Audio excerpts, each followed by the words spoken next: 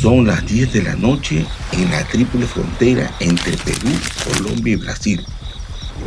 Al otro lado del río, Leticia sigue iluminada. Más allá, Tabatinga también mantiene sus calles encendidas. Pero en Bellavista, Cayarú, una comunidad rural amazónica del lado peruano, la noche llega mucho antes. Aquí, la oscuridad no siempre es un accidente. Muchas veces es parte de la rutina. No hablamos de un apagón ocasional. Hablamos de familias que solo tienen electricidad algunas horas al día. Cuando hay combustible, cuando el generador funciona y cuando la comunidad puede pagar el costo de mantenerlo encendido.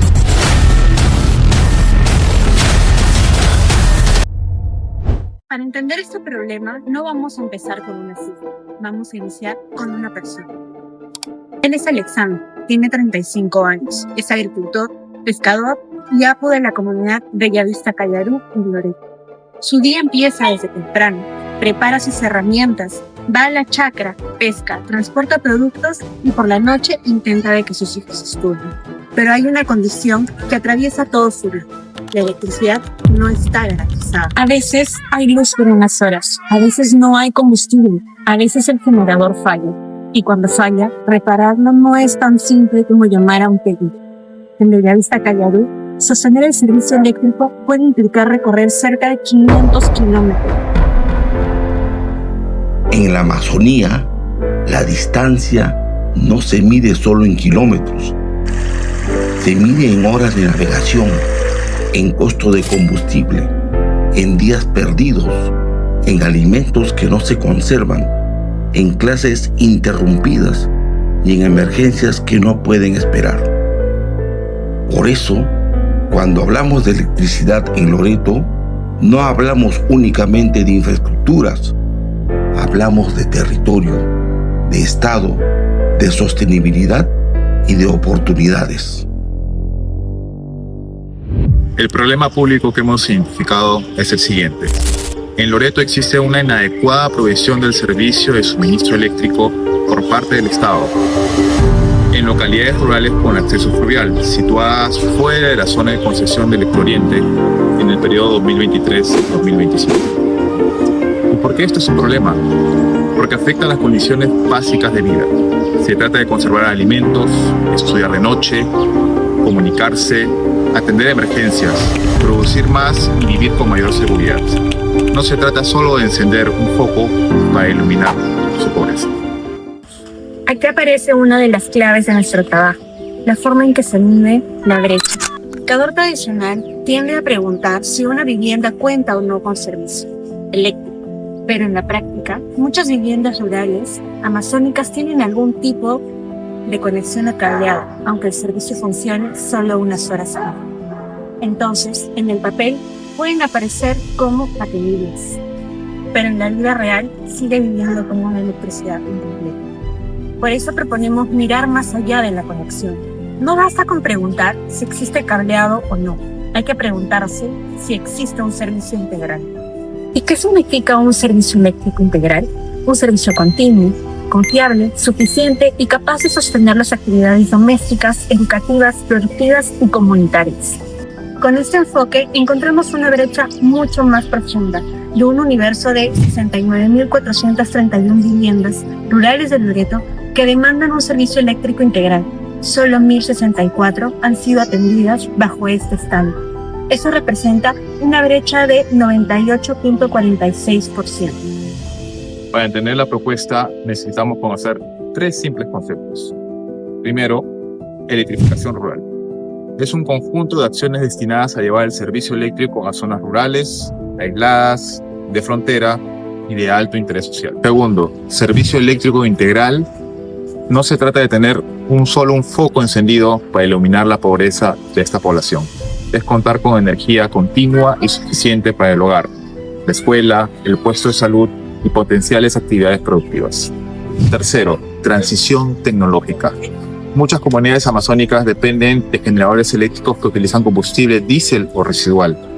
Esta tecnología de generación ampliamente conocida puede ser relativamente barata de instalar, pero tiene altos costos de mantenimiento, de operación y es altamente contaminante. 3.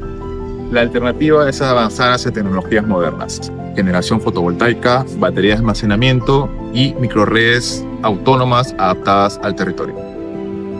Un hallazgo importante es que este problema no se explica únicamente por falta de presupuesto. Entre el 2023 y 2025, el Ministerio de Energía y Minas mantuvo niveles altos de ejecución presupuestal en electrificación rural, superiores al 93% anual. Además, desde el año 2016, el Estado ha programado más de 653 millones en 8 proyectos de electrificación rural y indirecta, destinados a beneficiar a más de 16.000 viviendas que no contaban con ningún tipo de servicio eléctrico. Entonces, la pregunta clave es, si hay inversión, si hay proyectos y si hay ejecución, ¿por qué persiste la brecha? La respuesta está en el diseño. Muchas intervenciones siguen pensadas para cerrar la brecha de conexión, pero no necesariamente para garantizar la continuidad, el mantenimiento, la sostenibilidad y la adaptación territorial. La Amazonía es un territorio difícil. Para entender mejor el problema, usamos 3 artefactos. El primero fue la red de actores. Allí identificamos una simetría importante. Quienes más capacidad tienen para decidir no son necesariamente quienes más sufren las consecuencias del servicio deficiente. El MINEM, la Dirección General de Electrificación Rural, Electrooriente, el Gobierno Regional y las municipalidades tienen capacidad de decisión, pero las comunidades, las escuelas, los puestos de salud y las familias son quienes viven directamente la afectación. Este nos permitió visualizar el aislamiento logístico de Bellavista Cayarú, cerca de 540 kilómetros por vía fluvial hasta Iquitos, solo para conseguir combustible o reparar el generador. Y el tercer artefacto fue el Journey Map. Allí vimos cómo la falta de electricidad afecta todo su día: la producción agrícola, la producción pesquera, la conservación de alimentos, la educación nocturna y su relación con el Estado. En la mañana, Alexander y su familia dependen de herramientas manuales porque no cuentan con energía suficiente para tecnificar la producción. Durante el día, la conservación de alimentos se vuelve un gasto privado. Algunas familias deben asumir costos de gasolina que pueden llegar a ser muy altos, 500 soles por el galón de gasolina, para mantener congeladoras o equipos básicos. No se supone que el Estado debería brindarles eso. En la tarde, la comercialización se vuelve más difícil porque los productos perecibles pierden valor si no pueden conservarse de manera adecuada. Y en la noche, la falta de energía afecta directamente a los niños y niñas que estudian con luz limitada o intermitente. Por eso, decimos que la brecha eléctrica no solo afecta el presente, también limita el futuro de nuestras comunidades. Volvamos a Alexander. Cuando la luz se apaga, no solo se apaga una casa, se apaga una posibilidad. Conservar mejor la pesca, estudiar una hora más, vender en mejores condiciones, comunicarse ante una emergencia. Este problema no tiene una sola causa, tiene varias raíces que se conectan entre sí. Primero, es la exclusión normativa e institucional.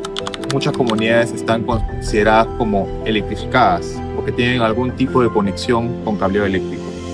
Al no tomar en cuenta las condiciones reales de su servicio en los indicadores de brecha, no son incluidos en la planificación de la inversión pública. La segunda es la inadecuación tecnológica. El modelo basado en generadores diésel no responde bien a territorios con poblaciones aisladas, de acceso fluvial y alta dispersión geográfica. La tercera es la débil capacidad institucional para operar, mantener y supervisar el servicio. En una comunidad aislada, una falla técnica puede convertirse en semanas o meses de servicio deficiente o inclusive nulo. Y el cuarto es el financiamiento insuficiente y poco sostenible para localidades fuera del área de concesión. Estas comunidades dependen de proyectos muy puntuales y con un horizonte de muy corto plazo. En resumen, El problema no es solo técnico, es territorial, institucional, económico y político. Frente a este problema, la innovación pública no consiste solo en instalar más infraestructura, consiste en cambiar la forma de pensar el servicio. La meta no es reemplazar una vela por un foco, la meta es reemplazar una brecha invisible por una oportunidad de desarrollo. Volvamos a Alexander. Cuando la luz se apaga, no solo se apaga una casa, se apaga una posibilidad. Conservar mejor la pesca, estudiar una hora más, vender en mejores condiciones, comunicarse ante una emergencia. Bellavista Cayarú no está lejos porque quede a cientos de kilómetros de Iquitos. Está lejos porque el diseño de la política pública todavía no ha llegado hasta aquí. La pregunta final no es si estas comunidades necesitan electricidad. La pregunta es, ¿cuánto tiempo más vamos a aceptar que tener solo luz unas cuantas horas sea considerado como acceso?